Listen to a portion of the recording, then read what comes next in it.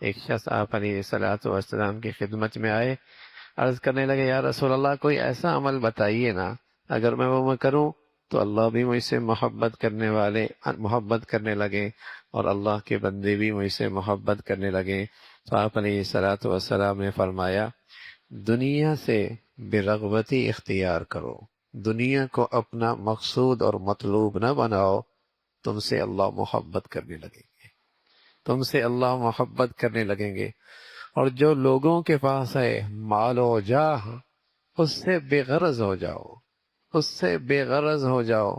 تو پھر فطرتی بات ہے لوگ بھی تم سے محبت کرنے لگیں گے۔ دنیا کی محبت ہی ایسی چیز ہے کہ اس سے وہ سب چیزیں کرا دیتی ہے کہ یہ اللہ کی محبت کے قابل نہیں رہتا۔ دنیا ہی کو جب آدمی مقصود اور مطلوب بنا لے تو یہ وہ کچھ کر بیٹھتا ہے کہ یہ اللہ کی محبت کے قابل نہیں رہتا،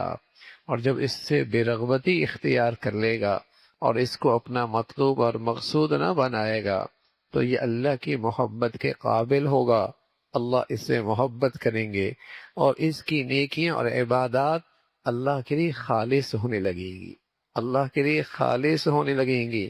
اور جب آدمی دنیا والوں کی پر حرص و ہوس کی نظر نہ ڈالے گا اور بے غرض ہو جائے گا اور اس کی نظر صرف اللہ کے خزانوں پہ ہوگی تو سلیم الفطرت لوگ بھی اس سے محبت کرنے لگے گی۔ اللہ رب العزت یہ خوبیاں ہمیں بھی نصیب فرمائے۔